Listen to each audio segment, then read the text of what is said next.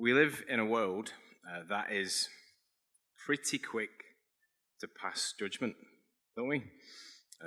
Just a rumor, a bad first impression, or even just a picture can set people's minds against you, can set your mind against people. It can blacklist you, just something like that. On the socials, I'm sure probably most of us look at, often before we get the facts, or we know the backstory, we've got the judgment. We start with the headlines and we work back, or we don't work back to the rest of the story. Maybe you've heard of Caroline Flack. I'm sure some of you will have heard of Caroline Flack. I'll fill you in on her story a little bit. She was a young woman in the public eye, and she was like a TV presenter, amongst other things. And she had an allegation of domestic violence against her. And in her case, before it goes to trial, before the backstory's dug into, the crowd en masse, the media, the tabloids, people, made their judgment. And in her case, if you know the story, you'll know the sad ending that's coming. In her case, the weight of that was just too much.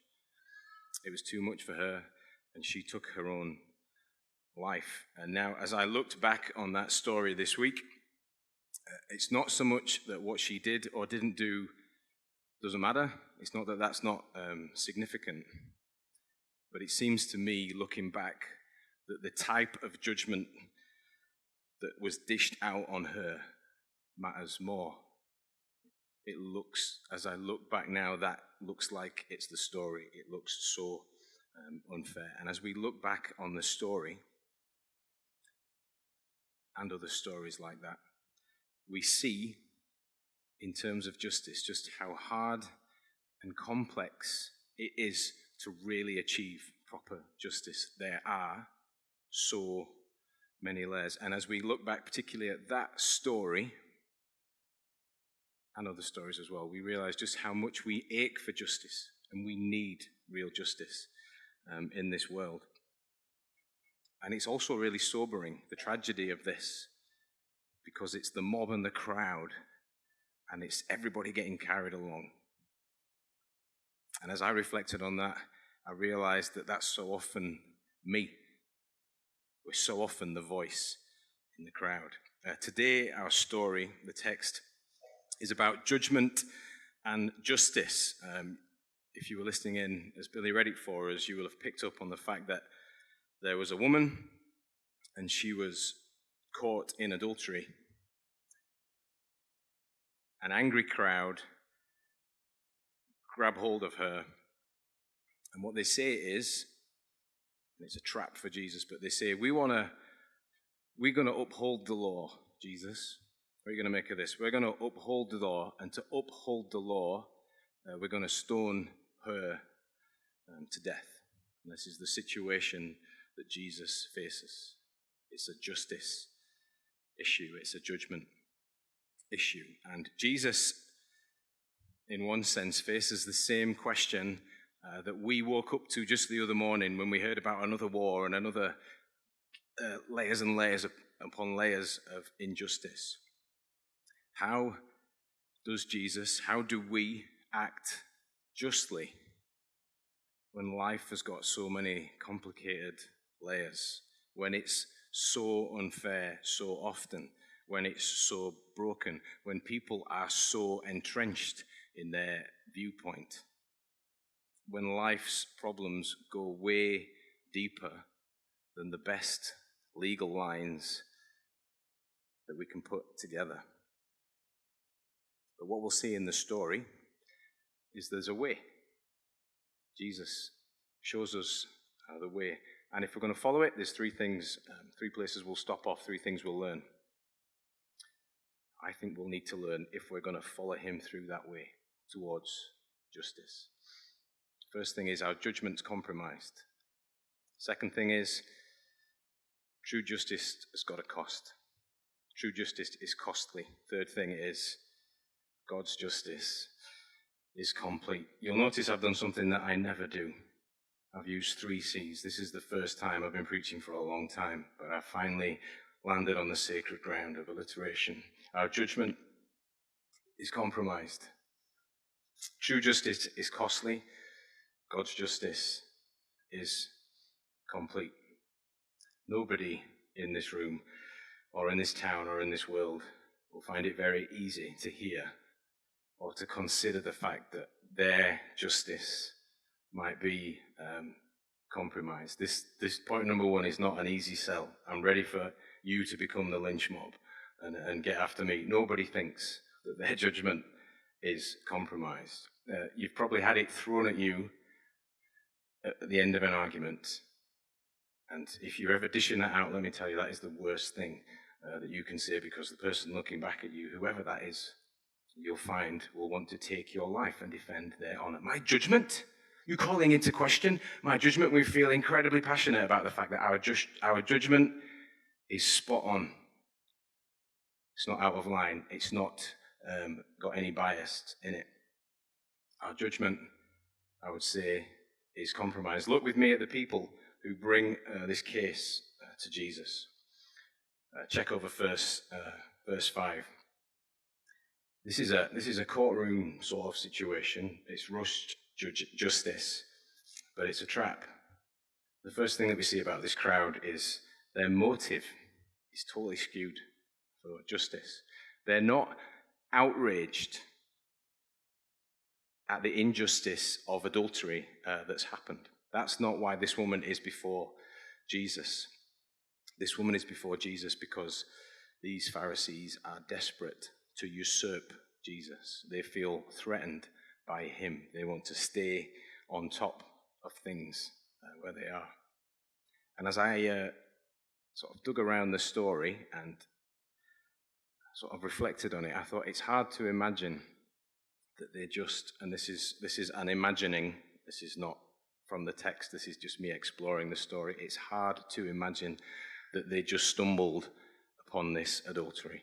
As I imagine it, it strikes me that the trap was the start of their search for adultery, and then they went out of their way looking, at least as I think about it. And we reach a point where they cry injustice and they point the finger at her, but actually this scary scene is more about them. It's more about them feeling threatened, and it's more about them wanting to stay on top and usurp Jesus and put him in his place. And in regards to justice, that idea that you really zero in on one thing, and actually often it stems from fear or threat or you wanting to stay at the top. In our world today, that's a pretty common thing. There is a lot of that around. The second thing that we notice about this crowd is their bias in justice. Have you noticed how they brought the case to Jesus? And you need to maybe do a little bit of digging around your Old Testament, because that's where they head with their argument. And they say, in the law, Moses commanded us to stone such women. That's the emphasis that they put on this situation. But they don't reveal the full law when they go back to make their case. They're referencing Deuteronomy 22:22. You can look it up if you want when you get home or now on your fancy phones. And the law says, Deuteronomy 22:22, that both parties should be brought out into the open. And they bring this woman to Jesus, and they put this emphasis of, just you bring out, the law says that such women should be stoned. You see who's missing in this rushed justice? Do you see who's not there? You see who is there? The woman's there. The guy's not there. It's flawed, biased, it's self-serving justice. And there's a lot of that around as well. And the story in this moment, I think, speaks to us. When we judge, there's always something that we can't see. When we come into a position of judgment, there is always a layer that we can't pull back. There is always a perspective that we can't see. There is always something missing. And that is especially true when we are in the crowd. And I don't know about you, but I often find myself in the crowd, one way or another. I don't think what Jesus brings to them is because he wants to anger them or stir them up, as much as he wants to cause them to think. As I look at this scene, it's a volatile, violent scene that Jesus wants to and does turn into a thinky, thoughtful scene. Jesus goes into this temperamental, volatile moment, and he sits down and he draws on the floor. People that are thinking about picking up stones end up going away and thinking about themselves. This is a point of reflection that Jesus is trying to establish in this moment. Before we throw stones, literally or metaphorically, before we write people off, before we blacklist people, before we base everything about them on a picture or our first impression or a rumor, what is it that we are not seeing? Can we find a place in our hearts in this quick to make assumptions and draw judgments world that we live in, to have a look around and say, what is it that I am not seeing here? I don't know about you, but that's not the first question I always ask. What is it about this situation that I'm not seeing? What is the full story in this case where people are screaming, this is unjust, this is not what justice is? Can we look at that like Jesus and say, what is missing here? What am I not seeing? Where are my biases? Can we look at ourselves like that? If we believe there is a God who looks over all things and sees all things, then we can be pretty confident that we don't look over all things and see all things. And maybe it'd be a good lesson for us to learn that justice in our hands will always be a wee bit partial. That's the first thing. Our justice is compromised. Second thing, true justice really costs. Our justice is compromised. True justice is really costly. This is, and I don't know if you've ever stumbled upon one of these scenes that seem to happen, I think, more often in the Middle East, even now, today. There's a stoning. I don't know if you've ever seen anything like this, or if you just can't watch it. Often that's not an unreasonable thing to do. This scene is just pre the stoning thing, but it's an incredibly fractious, volatile moment for anybody really who's there, because it's a violent act, but it's really a fractious moment for this woman and for Jesus. It's a baying mob. It's volatile. It's a charged atmosphere. And these people are gunning, as well as for this woman, they are primarily gunning for Jesus. And what would normally happen with a stoning is you'd grab hold of the person, there'd be like some sort of, often a rush trial, and then you drag them outside of the city walls. And what would happen is particularly in Jerusalem, there's loads of stones lying about and quite a lot of angry people knocking around as well. And this volatile scene could escalate pretty quickly, you know what I mean? That's how it would have gone. It would have gotten more and more violent. And in the middle of this thing that's ready to kick off, that's really volatile, is this woman. This woman.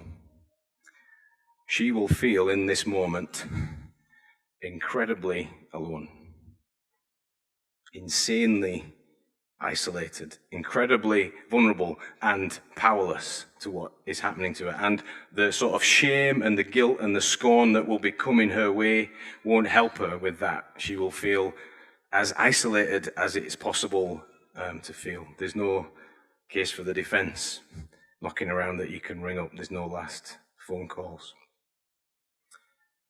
But Jesus steps forward. As far as I can see, he steps forward on his own.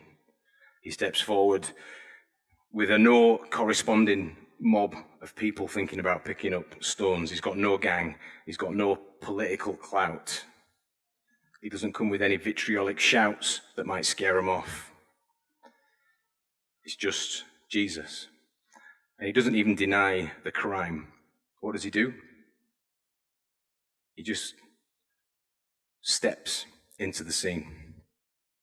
He places himself between the woman that's being condemned and her condemners. He gets in the way. And he says, "Let him who is without sin be the first to throw a stone."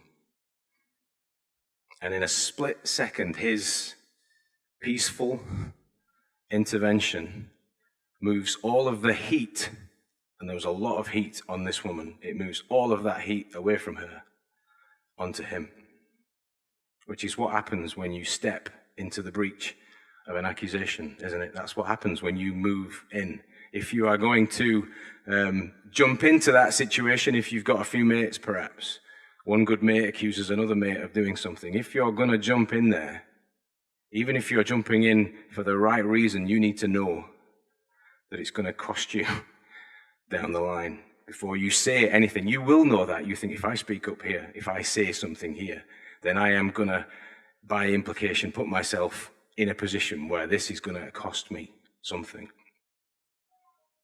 That kind of thing Jesus does again and again and again and again. He gets in the way. Here, he gets in the way so that real justice can come. Christianity is not about it's not about you or I making a really good case for our innocence. It's not about proving ourselves. It's not about proving ourselves good or innocent. It's realizing that we have got a Savior who gets in the way. That's what Christianity is. It's not about how much you can say to yourself, how well you can present yourself. It's not about the arguments that you can make to yourself about your innocence, about how things are just unfair on you. It's about realizing that all this stuff that's coming your way, only Jesus steps into that breach. That's what faith is. For me, this little scene hits me in two ways.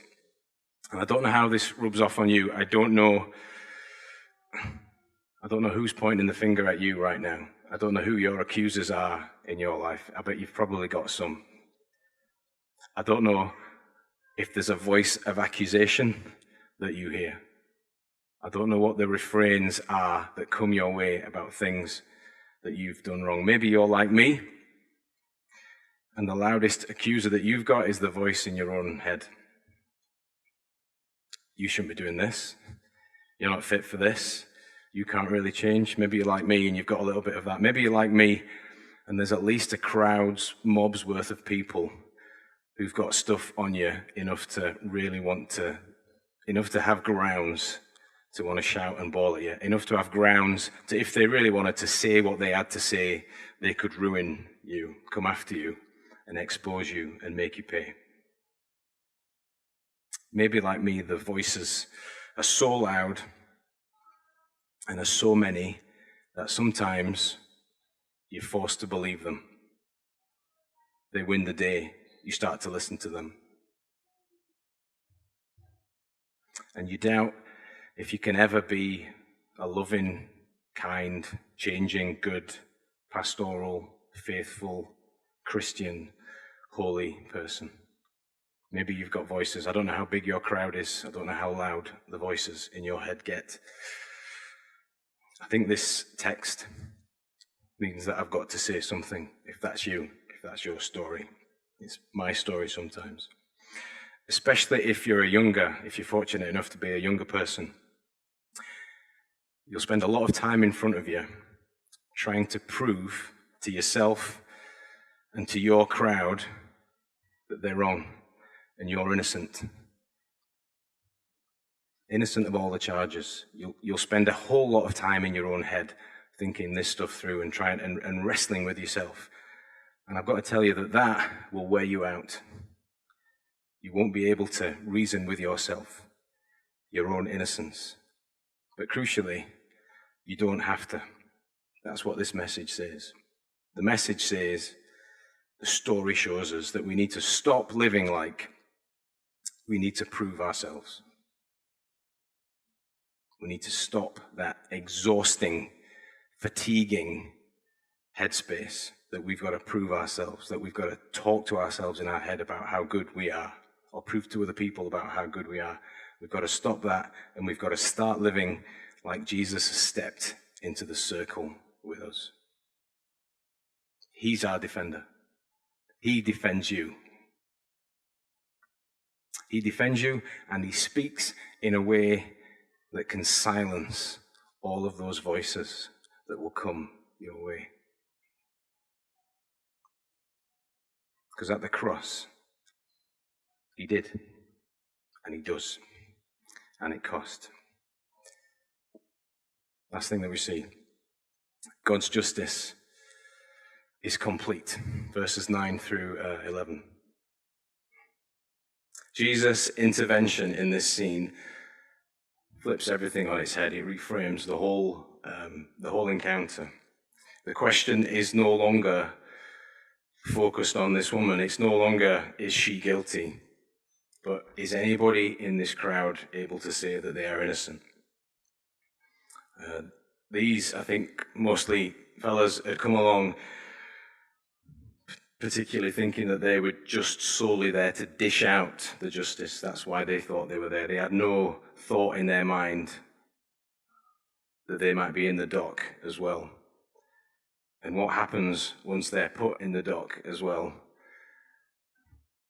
One by one, they disappear, till only Jesus and the woman are left in this circle of justice. And Jesus says to her, "Go and leave your life of sin." And off she scuttles as well. Somehow, at the end of this incredibly volatile scene, where any amount of violence could have happened, there's peace. But critically, it's not just because justice was forgotten about or justice was ignored. It's because the justice was seen in its fullest. Justice was complete. Right at the heart of the gospel story is this idea that justice and mercy come together. There's a verse in Micah 6:8 that coins all this phrase. It's in our remit to live like godly people.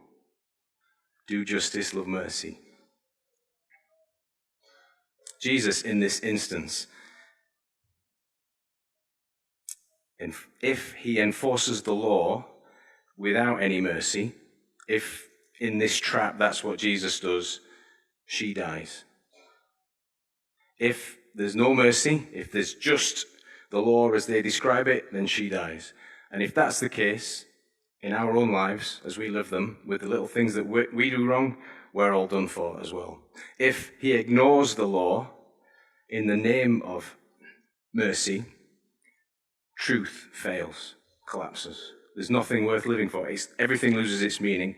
And if that happens, us today are done for as well. But Jesus does both. He tells the truth about sin. He speaks over everyone there the truth about sin, even to her. And he refuses to condemn the sinner. He loves her. And what happens? The woman is guilty. The men are guilty. Public sin is aired and seen, and private sin, secret sin, is seen. Her sin, this act of adultery, sits alongside all of these fellas' sins, their secret sins. Both of them, everything, all comes together. You see, the justice is complete. Justice sits around everybody that's there. Everything that's happened to everybody that's there is brought out into the light. The layers of her story have time to be thought about and processed by her, by them, by the people watching. The layers of their story, the guys thinking about picking up stones, have chance to think about all their sins. Everything comes out into the open. It's complete justice. Just two final things about this. First thing, God's justice, true justice, isn't biased, it isn't partial. God's justice comes for all. A holy God who can't do anything wrong, all-powerful, his justice comes for all. I don't know about you, but when if I'm praying for God's justice to come, pretty much I'm thinking about it coming for people that have annoyed me that day. I don't know if you have any of that in your lockup. When I pray for the great justice of God, I'm thinking, bring it on him. That's what I want to happen. Bring it on them, the baddies. Just judge them. If I'm praying for God's justice, and I do pray for God's justice, and we do need God's justice, then we need to be prepared that sometimes we are the mob. We need to be prepared that God brings justice that's total and complete. And that will really change how we think about praying and asking for God's justice. It will make us think about ourselves. It will make us like those fellas thinking about picking up rocks. Secondly, God's justice always comes with mercy. For us, definitely for me, the idea of justice and mercy, if I really want one of those, if I'm chasing after justice, it threatens how merciful I can be. Whether I'm disciplining my kids, or whether I'm thinking about how people should discipline, anything like that. If I'm chasing after justice, I become less merciful. And if I'm merciful, I usually play the good cop and I forget about all of the rules. And the two, at least for me, are always pulling away from each other. And I think that's part of our struggle. When we are merciful, it's hard to hold the law. If we are lawful, then it's hard to stay soft. And it's hard to be merciful. The story with Jesus, the thing that we see here, is that he always holds both. He never lets go of either of them. He holds justice and he holds on to mercy. He says, this is the right thing. This is truth. This is God's word. This is what should happen. And I can't physically stop loving you. I will do everything I can to hold on to you. Those two things are met in him. Jesus always holds on. He always puts himself in the way. And we, like the characters in the story, get to walk away. Do you see that? Everybody walks away. Everybody has a nice rest of the evening. If you're like me and if you're honest, part of your brain's, hopefully you're still with us and you're still listening in, hopefully, part of your brain's thinking, can that really work? Will that idea really work? Surely it won't work because it just looks too soft. And if it's that soft, then people really won't change. It looks to me like everybody that's there has gotten off with it.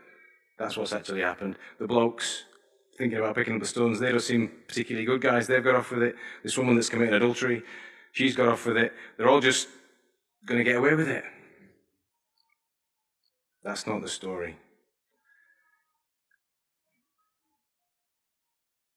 Somebody there doesn't get away with it. Justice is done in that moment. Someone will cop for it in that circle.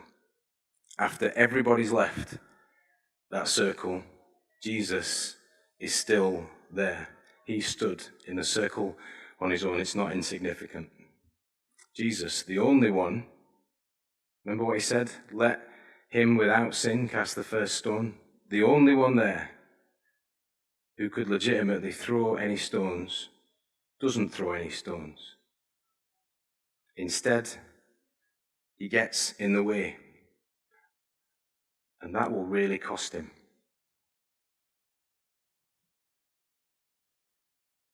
Because that crowd, as we know in the Bible story, will come back. And instead of dragging her out of the city, what will happen is they will drag him. And instead of taking her life, they'll take his. Rather, he'll give his. See, justice will always, in every circumstance, need somebody to pay. Either the guilty or someone else. So it does change things. If you know the cost of the justice, if you know the price of your freedom, if you know that, then it's not just a little change, everything changes. If in your life you know that the stone that should have fallen on you fell on him, then for the first time you might be able to think about not picking up any more stones after that. If you realize that the stone that should have come for you, he took, then you might be able to walk past the stones that you're ready to throw at other people and go, do you know what, I don't need to pick up that stone. I don't need to throw that accusation at that person. If you're able to realize that the angry person in the crowd is also you, then like those angry people in the crowd,